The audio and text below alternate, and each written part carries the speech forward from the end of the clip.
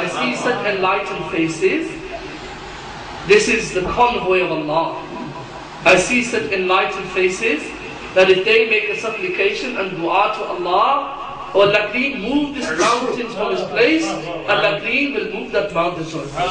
فَلَا تُبَاهِلُوا. Oh Christians, do not do mubahila. Do not stand in the same field as Mustafa Kareem alayhi salatu wasalam. And if you do, فَتُهْلِكُوا, you will be destroyed. وَلَا يَبْقَى عَلَى وَجْهِ الْأَرْضِ نِصْرَانِيٌّ. And there will not be a single Christian left on the land of Allah Kareem. Mustafa Kareem says, if they came into that land, the people of Najran, their faces would have turned into the forms of pigs and gorillas.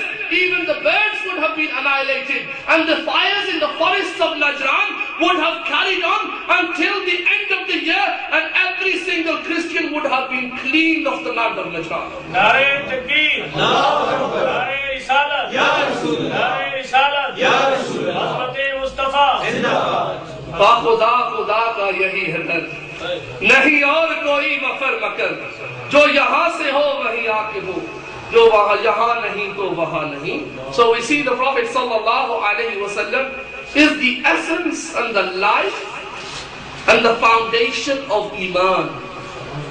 There are people today who don't follow the ahadith of Mustafa Kareem sallallahu alaihi wasallam, as Imam al-Umari al-Tabrizi, the writer of Mishkat al-Masabih, mentions. That there have been people in different ages who don't follow the Sunnah and the Hadith of the Prophet sallallahu alaihi wasallam, who call themselves the Ahlul Quran. But the topic of today's talk is the family of the Prophet alayhi salatu wasallam, and how close they were to each other, and how people dealt with them in the 60th Hijrah on the Muslim calendar. There have been many narrations about how close Imam Hussein was to his grandfather.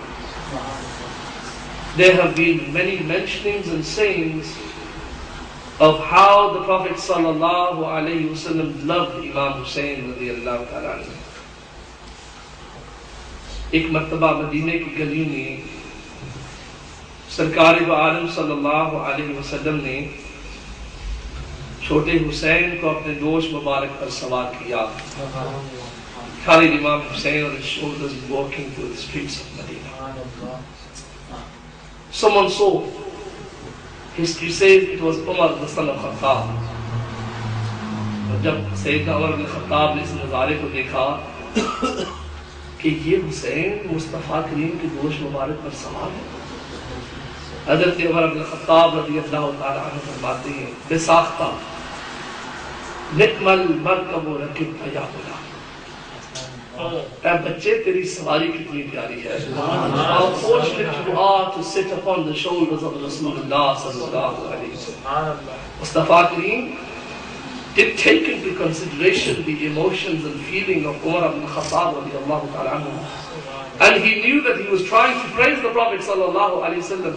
लेकिन जब मुस्तफ़ा करीम ने ये अल्फाज सुने कि उमर तो मेरी तारीफ कर रहा है, सवारी की तारीफ कर रहा है, तो सरकार दो आलम अलैहिस्सलाम इरशाद फरमाते हैं, अरे ये तो ठीक है कि सवारी कितनी प्यारी है, और निकमल मरकब हुआ. अरे उमर ये तो देख के सवार कौन बैठा? Who is sitting upon the line? It is Hussein who I am preparing for the land of Karbala.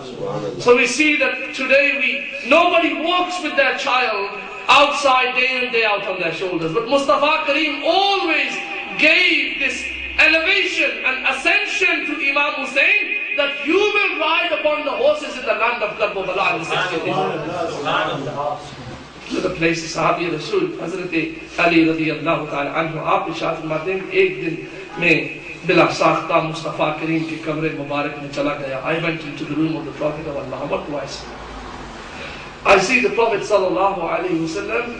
मैं आका अलैहिस्सलाम को इस हाल में देखता हूँ कि आप अपने घुटनों के बल और हाथों के बल खड़े हैं, और सैयदना इमाम हसन और इमाम हुसैन को अपने कमर पर रखा हुआ है, और सरकार फरमाते हैं, बेटो तुम्हारा ऊंट कितना प्यारा है. Oh my sons, do you see how beautiful is your camel? Meaning that I am your camel, O Hussein. This is how you are supposed to ride your camel. And it was Hussein who would suckle on the tongue of Mustafa Kareem sallallahu alaihi wasallam. What made him so wise? What made him so intelligent? What made him so great?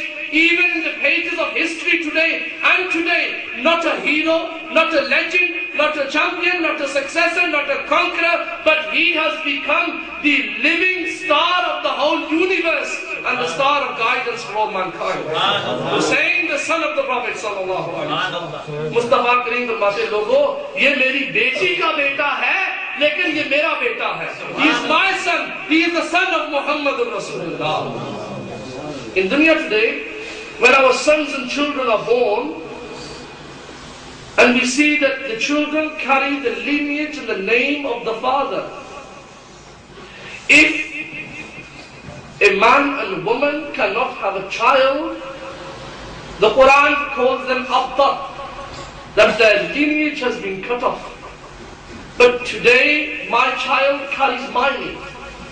My daughter carries my name.